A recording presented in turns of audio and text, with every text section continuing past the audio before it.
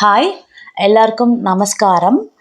இன்னைக்கு பார்த்தீங்கன்னா, நம்ம வீட்டிலேயே ஒரு ஈஸியான ஸ்வீட் எப்படி பண்ணலாங்கிறத பார்க்கலாம். அதுவும் பார்த்தீங்கன்னா, ரொம்ப கம்மியான பொருள் வச்சு ஒரு நல்ல டேஸ்ட்டான குழந்தைங்களுக்கு ரொம்பவே பிடிச்ச மாதிரி ஒரு ஸ்வீட் எப்படி பண்ணலாங்கிறத பார்க்கலாம் வாங்க. இதுக்கு வந்து நீங்கள் ரொம்ப மெனக்கெட்டு பொருள் வாங்க வேண்டிய எந்த அவசியம் கிடையாது. நம்ம வீட்டில் இருக்க பொருள் வச்சே நம்ம ஈஸியாக ஒரு 10-15 நிமிஷத்துக்குள்ளேயே பார்த்தீங்கன்னா உங்களுக்கு ஒரு அருமையான ஸ்வீட் பண்ணிட முடியும். அது என்னங்கிறத பார்க்கலாம். நாம் வந்து கடைகளில் பார்த்துருப்போம். நல்லா ரவுண்டு ஷேப்பில் உள்ளே வந்து பார்த்திங்கன்னா நல்ல சாஃப்டாக ரவா லட்டு இருக்கும். அதே மாதிரி நம்ம வீட்டில் வந்து நல்ல ஒரு சாஃப்டான ரவா லட்டு எப்படி பண்ணலாங்கிறத ஸ்டெப் பை ஸ்டெப் நான் உங்களுக்கு ஃபுல்லாக காமிச்சிருக்கேன். மறக்காமல் ஃபுல் வீடியோ பாருங்கள், ஸ்கிப் பண்ணாமல் பாருங்கள். அந்த டிப்ஸ் நீங்கள் ஃபாலோ பண்ணிங்கன்னா நீங்கள் வந்து வீட்டில் ரவா லட்டு பண்ணும்போது உங்களுக்கு அதே பர்ஃபெக்டான நல்ல சாஃப்டான ரவா லட்டு உங்களாலையும் பண்ண முடியும். மறக்காமல் ஃபுல் வீடியோ பாருங்கள். நமக்கு வந்து ரவா லட்டு பண்ணுறதுக்கு ஃபஸ்ட்டு ஏலக்காய் பொடி வந்து அவசியம். அதுக்காக நான் வந்து மிக்சியில் வந்து கொஞ்சமாக சர்க்கரை சேர்த்து நான் ஏலக்காவும் சேர்த்து பொடி பண்ணி வச்சுருக்கேன். நெக்ஸ்ட்டு பார்த்திங்கன்னா ஒரு தவா எடுத்துக்கலாம். அதில் வந்து துருவின தேங்காய் வந்து ஒரு 4 டேபிள் ஸ்பூன் எடுத்து நல்லா வந்து வறுத்துக்கணும். எந்த அளவுக்கு வறுக்கணும்னு பார்த்தீங்கன்னா உங்களுக்கு வந்து கொஞ்சம் நல்லா ட்ரையாக லைட்டாக வந்து கலர் மாறி இருக்கும். அந்த ஸ்டேஜ் வரைக்கும் நீங்கள் மீடியம் ஃப்ளேமில் வச்சு நல்லா வறுக்கணும். அதே மாதிரி பார்த்தீங்கன்னா ஏலக்காய் பொடி பண்ணும்போது நீங்கள் ஏலக்காய் மட்டும் சேர்க்காமல் அது கூட ஒரு ஸ்பூன் சர்க்கரை சேர்த்து பொடி பண்ணிங்கன்னா உங்களுக்கு நல்ல ஒரு நைஸான பொடி வந்து உங்களுக்கு கிடைக்கும். நீங்கள் வீட்டில் மறக்காமல் ட்ரை பண்ணி பாருங்கள்.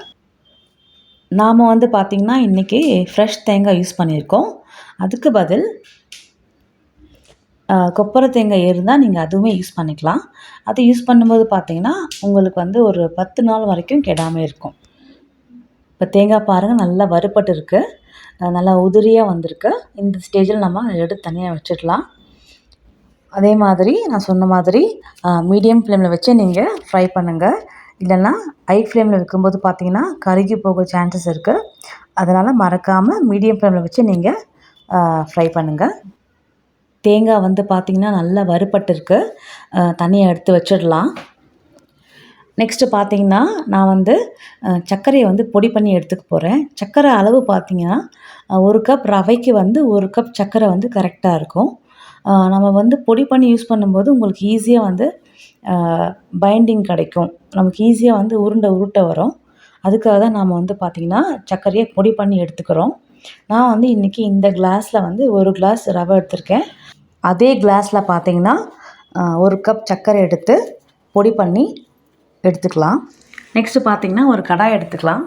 அதில் வந்து ஒரு 4 டேபிள் ஸ்பூன் நெய் சேர்த்து நம்ம அளந்து எடுத்து வச்சுருக்கோம் இல்லையா 1 கிளாஸ் ரவை, அதை வந்து சேர்த்து நல்லா வறுத்துக்கலாம்.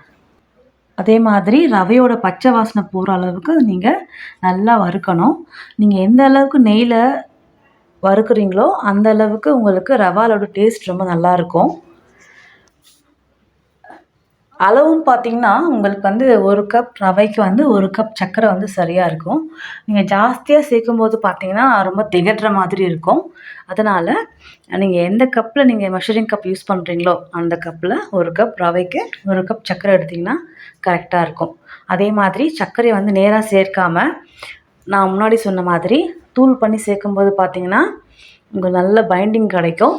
ரவா லட்டு உருட்டுறதுக்கும் பார்த்திங்கன்னா உங்களுக்கு ரொம்பவே ஈஸியாக இருக்கும். ஈவன் வீட்டில் குழந்தைங்க இருந்தாங்கன்னா நீங்கள் அவங்கக்கிட்ட கூட சொல்லி நீங்கள் உருட்ட சொல்லலாம். அந்தளவுக்கு ரொம்பவே ஈஸியாக இருக்கும். இப்போ பாருங்கள் ரவை வந்து கொஞ்சம் லைட்டாக கலர் மாறி இருக்கு. ஏற்கனவே நான் சொன்ன மாதிரி மீடியம் ஃப்ளேமில் வச்சு தான் நீங்கள் வறுக்கணும்.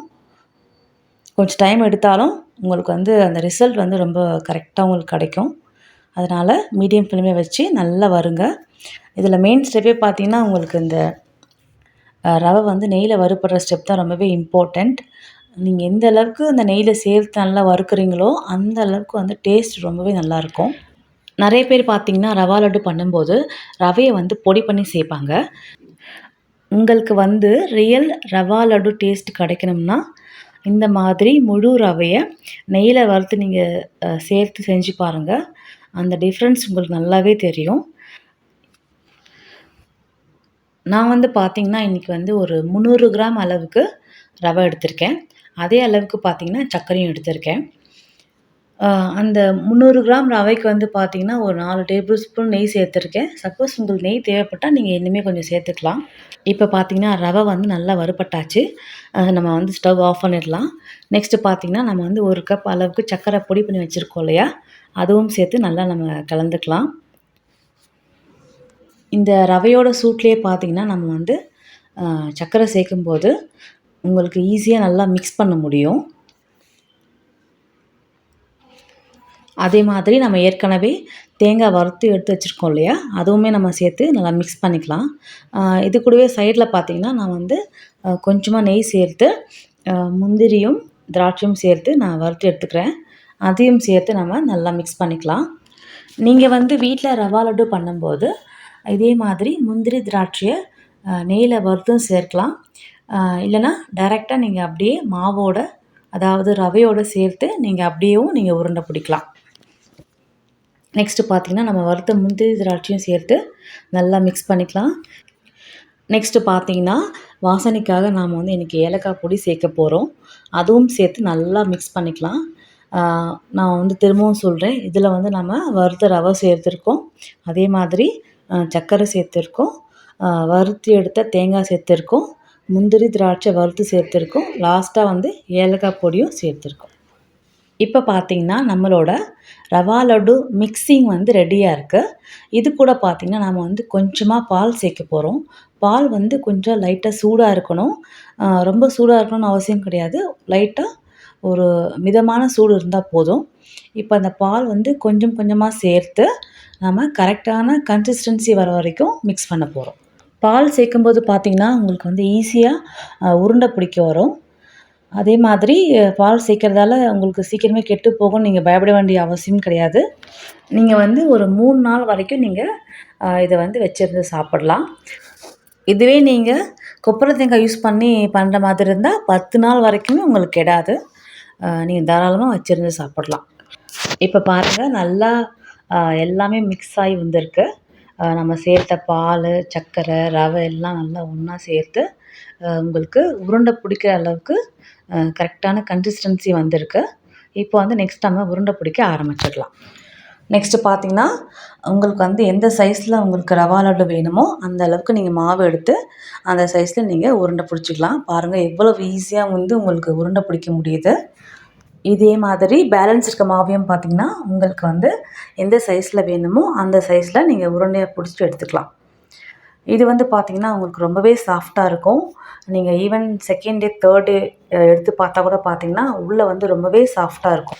பாருங்க எவ்வளவு ஈஸியா நமக்கு வந்து உருண்டை பிடிக்க வருது. இதே மெத்தட நீங்க கண்டிப்பா ட்ரை பண்ணி பாருங்க.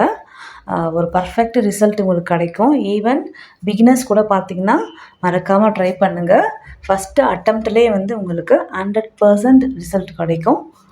அதே மாதிரி உங்களுக்கு இப்போ பார்க்கும்போது கலர் கொஞ்சம் டல்லா இருக்க மாதிரி இருக்கும். ஆனா, இந்த ரவா லட்டு ட்ரை ஆக ஆக பார்த்தீங்கன்னா, உங்களுக்கு வந்து நல்ல ஒரு பிரைட்டான ஒயிட் கலர்ல இருக்கும்.